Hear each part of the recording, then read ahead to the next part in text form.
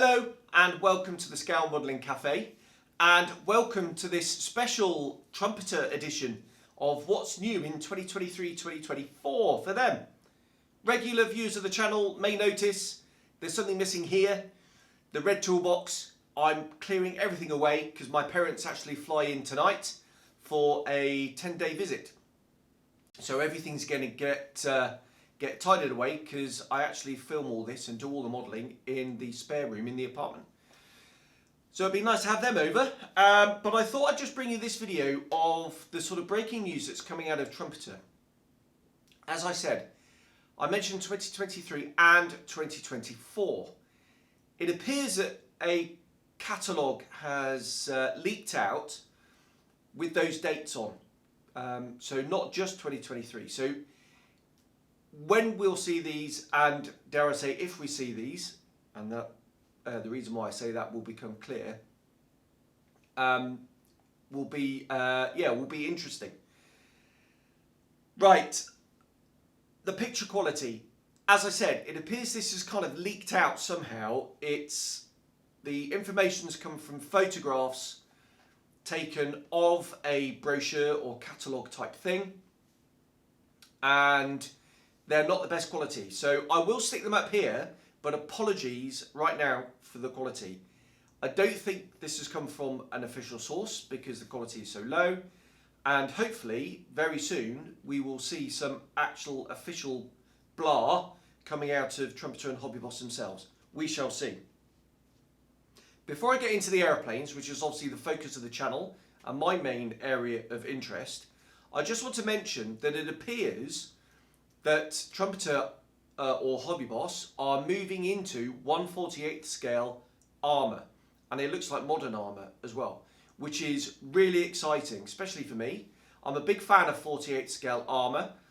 I think it's a really nice size. I do like 72nd scale armour. I do like smaller scales packed full of detail. I think it can look really stunning.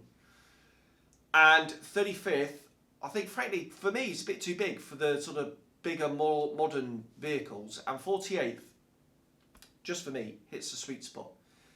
I've done the Tamir Hetzer in 48th. That was really nice. Actually, that's really quite dinky. And I do have some in the stash. I've got the relatively recent Tamir T55. I've built the 35th scale. In fact, I've built two 35th scale T55s. They're cool. And I've got the Panzer III and Panzer IV, which I really must get round to doing someday. I've got all the Voyager photo etch and metal tracks and all the stuff to go with them. It's just getting round to it, frankly.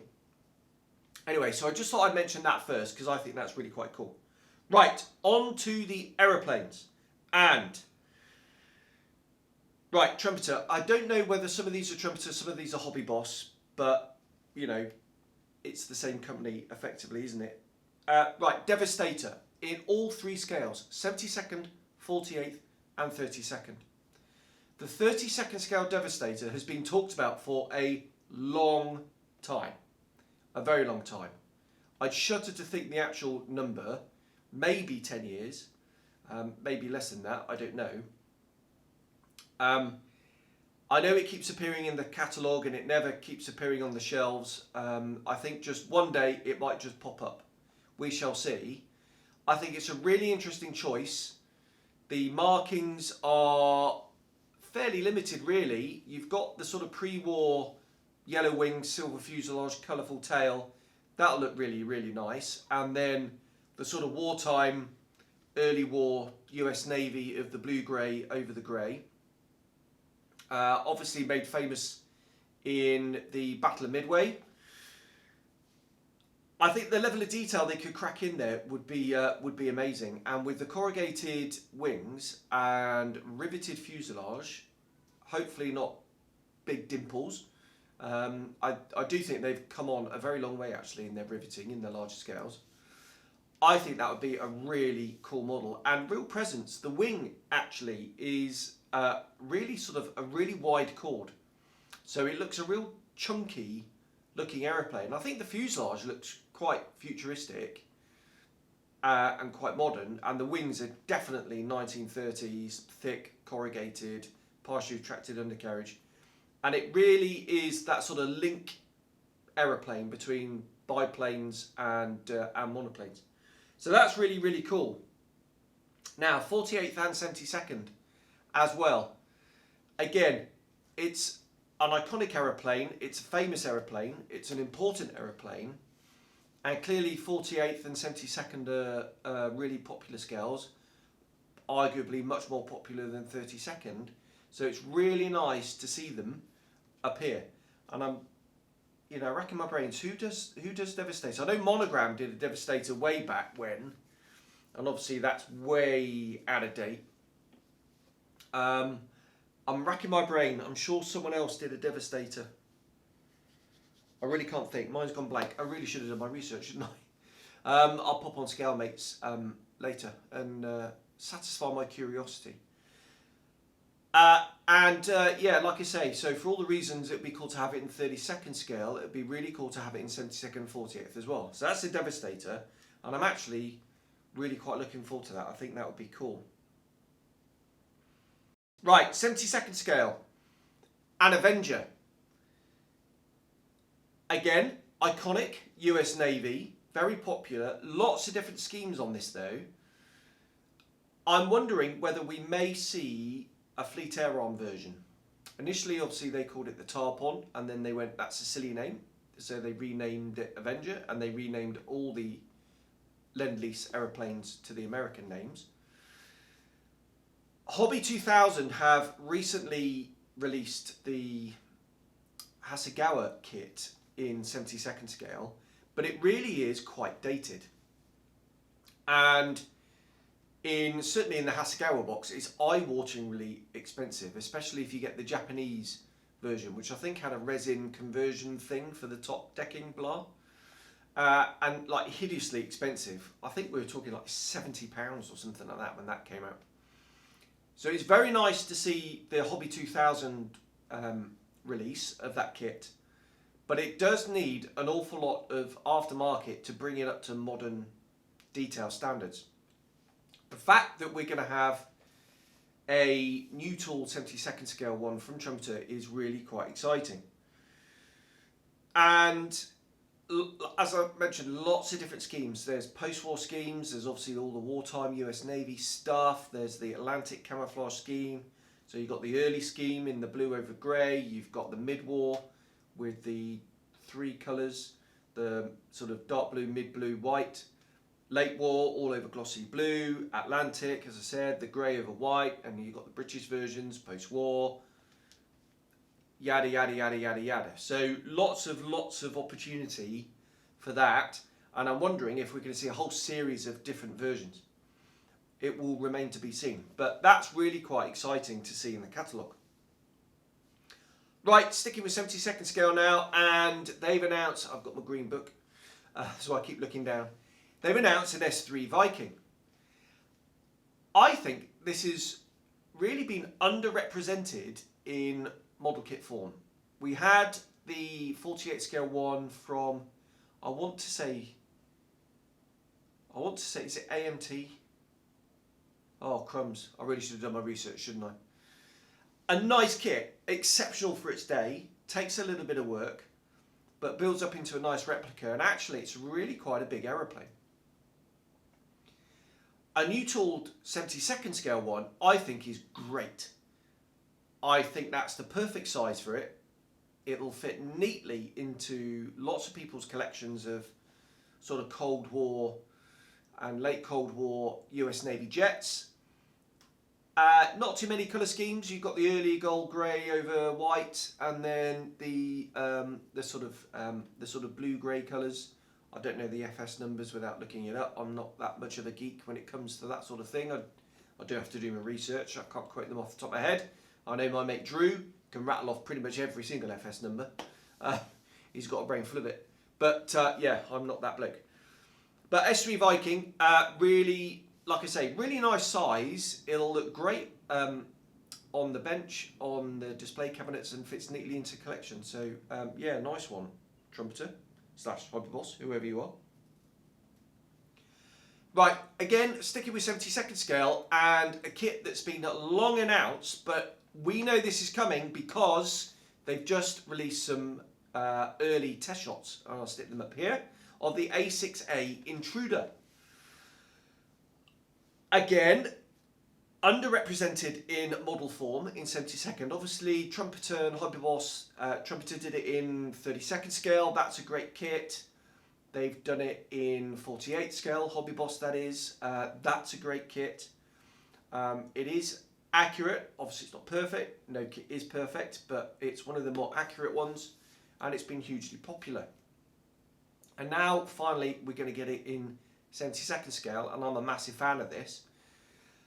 A year or so ago, I built the Airfix Buccaneer in 72nd scale, the Navy Buccaneer in 72nd scale, in Intruder colours, as a what if, and I think that's quite cool. So I've got a real feeling of flip-flop that around and do an A6 Intruder in Royal Navy colours.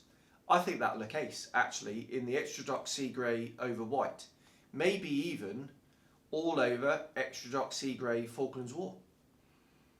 Maybe. I think that'd be really quite cool. And no doubt we'll see other versions coming along down the line. Maybe a Royal Navy A6E Intruder in medium sea grey, the only grey that counts, I think would be really cool. So I'm actually really looking forward to that, and of all the ones I've mentioned so far, I'm definitely going to get that, and I may even get a couple. I may do a Vietnam one, and then I may do that Royal Navy what if. I think that's ace. And yeah, really looking forward to that. So I'd say, if I was a betting man, we're definitely going to see that this year, and hopefully see that very, very soon. Right, moving up now to 48 scale, and the final two, and British subjects. Now, Trumpeter have a goodness me. Trumpeter have a habit of completely porking British subjects, and it's really annoying because they do some great kits, some great subjects.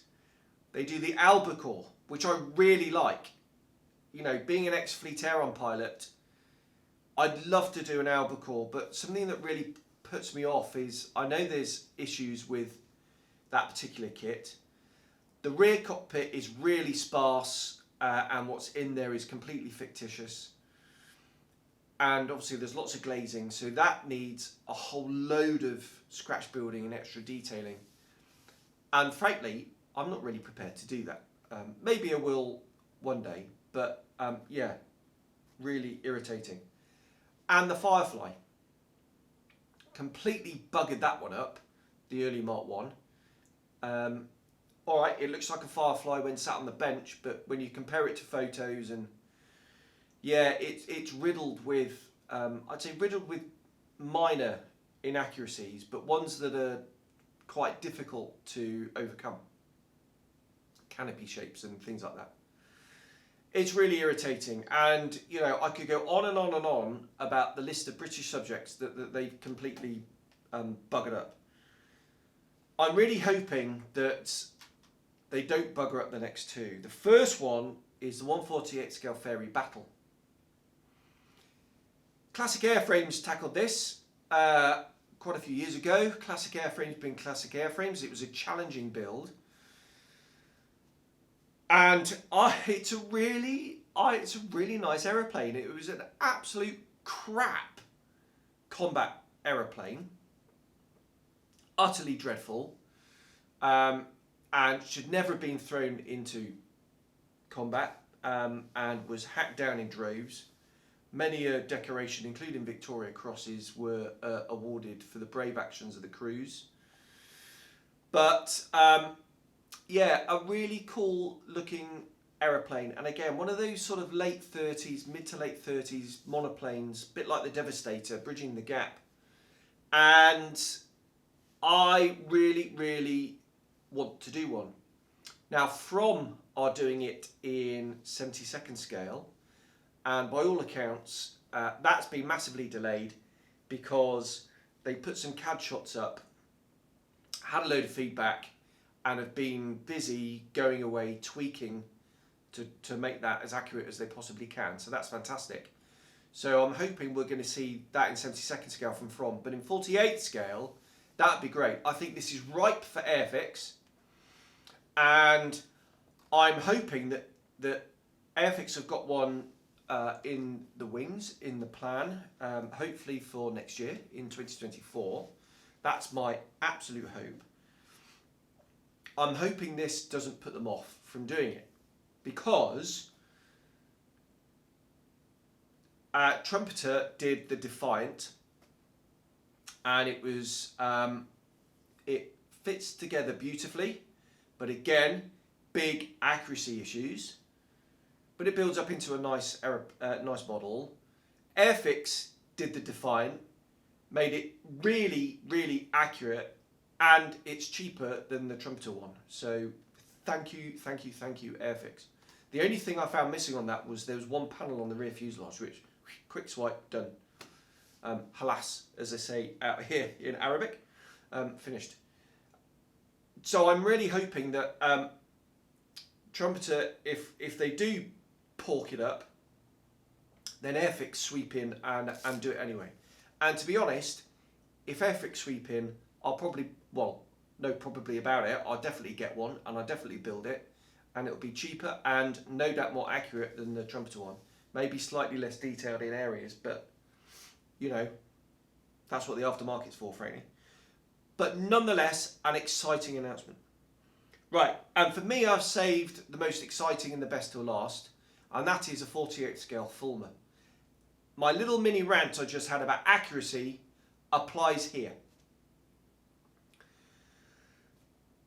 The Fulmar is, believe it or not, the top scoring aeroplane of the Fleet Air Arm of the Second World War. Even though it was a development from the battle, it was significantly inferior performance to the fighter opposition it was coming up against, mainly in the Mediterranean, the 109s and the Italian Macchis and all that kind of stuff. And honestly, even as a bomber interceptor, it would struggle catching up. But it played a really important role in bridging the gap between, and I'm in danger of going on an anti-Royal Air Force rant here, the state that when the RAF were in control of naval aviation up to 1938, it was, you know, zero resources pretty much went into it, and it was left to wither. And frankly, there was just a load of crap that the Fleet Air Arm ended up starting the war with the Skewer, the bloody Rock, which got one kill, but that couldn't reach 200 miles an hour in a straight line. And the best fighter the Fleet Air Arm had was the Sea Gladiator, which just tells you everything. So the Fulmar, a bit of a rush job to bring it in, and it did an awesome job of filling the gap before the Sea Fire came, the Sea Hurricane. Well, the Sea Hurricane came in first, then the Sea Fire, and then obviously all the Lend-Lease stuff from America. Very, very important aeroplane in the Fleet Air Arm's history, and I am desperate to do a modern tooling of that. I really hope they don't bugger this one up. I would gladly sacrifice the battle to get a really accurate Fulmar. I can't see Airfix doing one, which is a massive shame, because, as I said, it's arguably the Fleet Air Arm's most important fighter of the Second World War. It was the most prolific in kills, as I've mentioned. And there's some really cool colour schemes to paint it up in. Festooned with raised rivets down the back. And I'm really excited about this one, but also very, very nervous about it as well, because of all the reasons I've said. Right, so apologies for the anti-RAF rant, but it's typical Fleet Air Arm. You know, always overachieved with less all the way through. There's one bit I remember of the Gulf War. The Air Force were there with their Pumas, 250 blokes with 12 aircraft, and then the junglies arrive with 8 Sea Kings and just over 80 blokes, and the RAF saying, well, how on earth could you possibly run a detachment with so few people? And being typical fleet air on types, they said, well, we've been doing it for the last 40 years, very, very successfully. So I think there's probably a happy medium in there somewhere. Right, anyway, right, that was a bit of a digression, wasn't it? Right, so in summary then, 48 scale armour, really very, very welcome. Devastator in all 3 main scales. What we got else down here? The Avenger and the Viking in 72nd scale. My favourite one out of all those in 72nd scale is the Intruder, which looks like we'll see this year. That's going to be very cool. And then in 48 scale, the Fairey Battle and the Fairey Fulmar. The Fairey Fulmar being my favourite of the entire lot. There we go. I hope you enjoyed that. I hope you didn't switch off doing my rants. And yeah, exciting times. What we see in 23-24 remains to be seen. If we see anything, you know, on that list at all, maybe there's going to be a few surprises in there as well. No doubt there will be, and if there are, I'll definitely bring them to you. So I'll leave it there. Exciting times. Thank you very much for watching, and I'll see you on the next one. Bye bye.